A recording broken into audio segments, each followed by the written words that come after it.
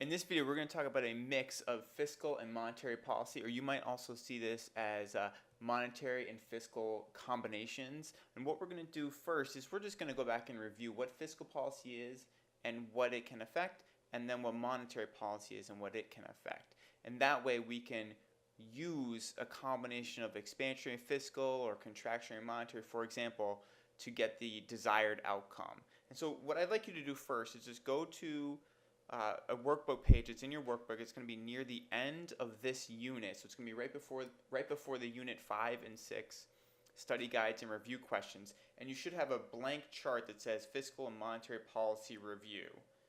Now I've filled in some of this chart already, and I think it might be helpful to go along as I am and then pause every now and then so you can fill in what I've already filled in.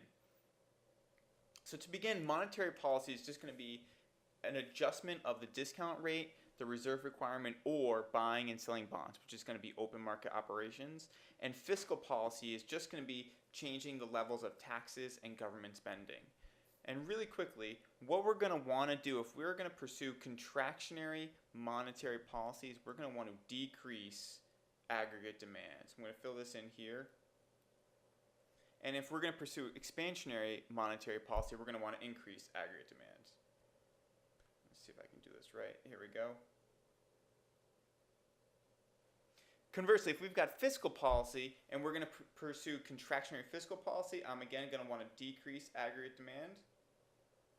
And expansionary will be an increase, or I'm going to want to increase aggregate demand. And now in order to pursue a contractionary monetary policy, there are three things that I can do. And so I've filled out the discount rate, the reserve requirement, and something to do with bonds for both of these. Contractionary policy is going to involve an increase in the discount rate, an increase in the reserve requirement, and I'm going to want to sell bonds. Conversely, expansionary monetary policy is going to lead me to decrease the discount rate, decrease the reserve requirement, or I could buy bonds. Fiscal policy is going to be a little bit more straightforward. Fiscal policy involves an increase in taxes. Again, if this is going to be contractionary, I'm going to increase taxes and or I could decrease government spending. And it's going to be just the opposite if I want to pursue expansionary fiscal policy, where I'm going to want to decrease taxes and then increase government spending. Now, just to quickly go through some of these, the effect of the money supply, contractionary and expansionary fiscal policy will not affect the money supply. So I have some of these left blank, or you can write not applicable. Same thing here, monetary policy is not going to affect the budget, and it's not going to affect how we pay for the budget. But the money supply, if we're going to pursue contractionary monetary policy, will fall. We're going to have a decrease in the money supply, and if we pursue expansionary monetary policy, we're going to have an increase in the money supply. The federal budget, if we pursue contractionary fiscal policy, so going back up here, if I have fiscal policy that's contractionary, I'm going to end up with a surplus, or it's going to go towards a surplus. I'll write that. Towards a surplus. And this, if I have expansionary policy, I'm going to go towards a deficit.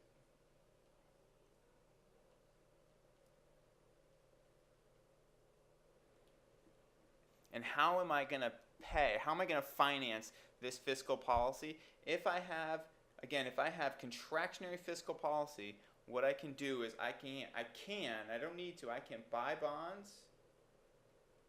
Or another thing I could do is I could offer tax refunds if I want to get back to a balanced budget.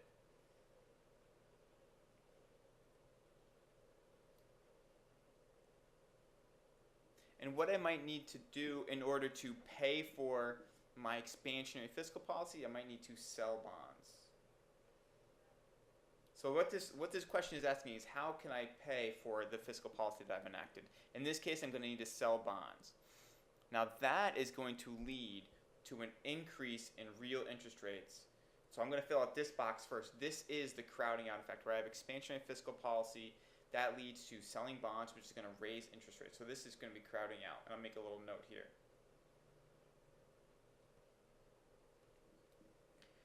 The next one, if I move now from right to left, I'm going to have a decrease in interest rates. And then if I have monetary policy, and let me go back up here, if I have expansionary monetary policy, that is going to lead to a decrease in interest rates again. Now, expansionary monetary policy is where we increase the money supply in order to decrease the interest rates. And the opposite of that is going to be contractionary, where I increase the interest rates. So this one of these last questions leads or discusses crowding out, and I want to quickly go through these.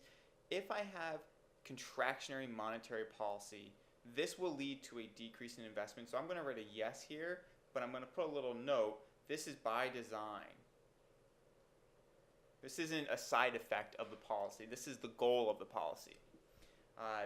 If I have a decrease in interest rates, which I've got right here, if I have a decrease in interest rates, it will not lead to crowding out. Oh, let me go back. So I'm going to write no for both of these, and I'm going to write yes here because this is crowding out, which we've just made a note of right up here.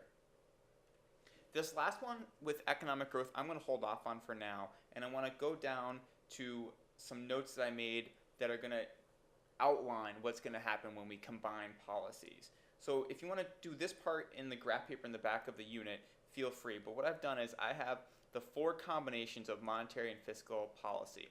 This first one is where I have expansionary fiscal and monetary policy. And I want to just quickly make a note of what's going to happen to aggregate demand and what's going to happen to interest rates. And I'll do that for all 4 of these. If I have expansionary policy that's fiscal and then expansionary policy that's monetary, aggregate demand will surely increase. However, I don't know what the effect will be on my interest rates. And you can see that if I go back up here and I find the column where I have my interest rates, which is going to be this one right here, the effect on real and nominal interest rates. If I look at this and if I've got expansionary fiscal policy, I have an increase in interest rates. But if I have expansionary monetary policy, I have a decrease in interest rates. So the net effect is going to be indeterminate. We don't know what's going to happen with interest rates. It depends on the relative strength of the 2 policies.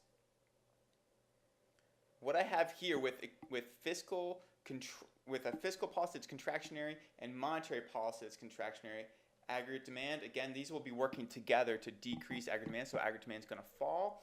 Interest rates, though, are also going to be indeterminate. We're not sure.